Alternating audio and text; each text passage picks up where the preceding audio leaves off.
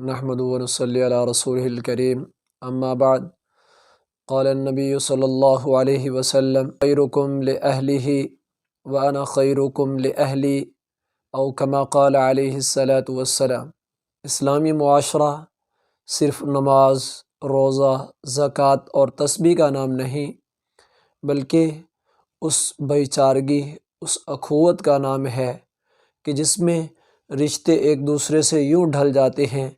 ان کے اندر ایک دوسرے کا احساس یوں پیدا ہو جاتا ہے کہ تکلیف ایک کو ہو رہی ہے، ان اشتکا عین فاشتکا کل، اگر آنکھ کو تکلیف ہے تو پورا بدن اس کی تکلیف کو محسوس کرتا ہے، اس کی پریشانی کو محسوس کرتا ہے۔ یہ ہے اسلامی معاشرہ۔ تو اسلام میں معاشرتی نظام پر، اس کے قیام پر، اس کو استوار رکھنے پر بڑی تاکید آئی ہے، بہت زور دیا گیا ہے۔ اسلام میں اخوت و بھائی چارگی کی وہ مثالیں ملتی ہیں کہ دنیا کے اندر شاید کسی مذہب میں ایسی مثالیں موجود نہیں۔ معمولی سے رشتے سے ہم بات لیتے ہیں، میاں بیوی کا رشتہ ہے۔ اسلام کے اندر اس رشتے کے قیام،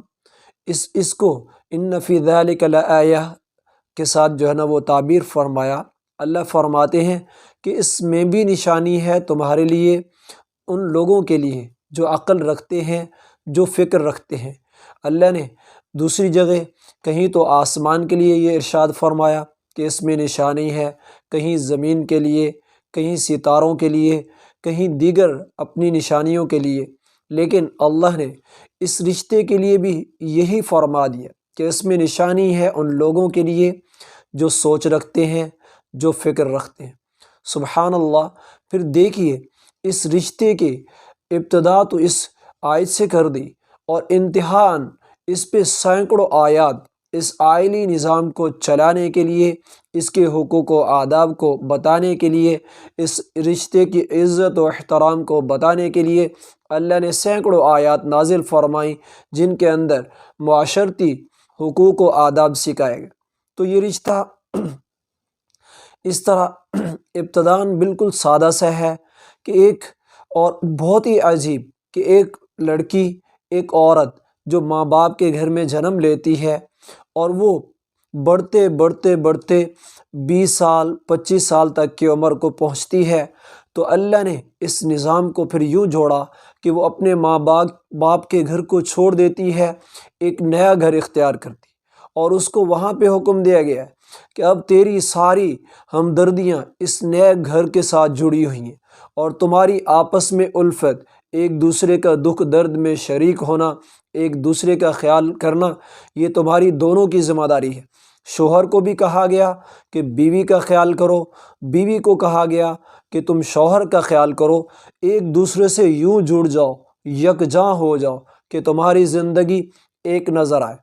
جیسا کہ آگے فرمایا کہ اس رشتے کی مثالیں عجیب و غریب ہیں۔ رشتہ جیسے یہ پروان چڑھتا جاتا ہے، عجیب و غریب جو ہے نا وہ عجائبات سے گزرتا جاتا ہے۔ یہ وہ رشتہ ہے جس کی ابتدا دو الگ خاندانوں سے ہوتی ہے، بڑھتے بڑھتے بچے ہوتے ہیں، امتحان دیکھیے وہ دو خاندان جو جڑے تھے، امتحان ایک خاندان بن کے رہ جاتے ہیں۔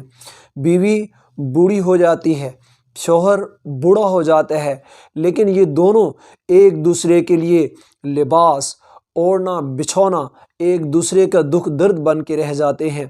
اب یہ وہ وقت آ جاتا ہے، اولاد ان سے الگ ہو گئی، والدین یہ ان کے الگ ہو چکے، اب یہ دونوں میاں بیوی یہ ایک دوسرے کے ہر دکھ درد میں یوں شریک ہیں، گویا کہ یکجاں ہیں، یک زباں ہیں۔ تو یہ ہے اسلام کے اندر اس آئلی نظام کی اہمیت۔ تو ہمیں بھی چاہیے کہ ہم اس نظام کو برقرار رکھنے کے لیے اس میں اپنے گھروں کے اندر خوش اخلاقی سے پیش آئیں،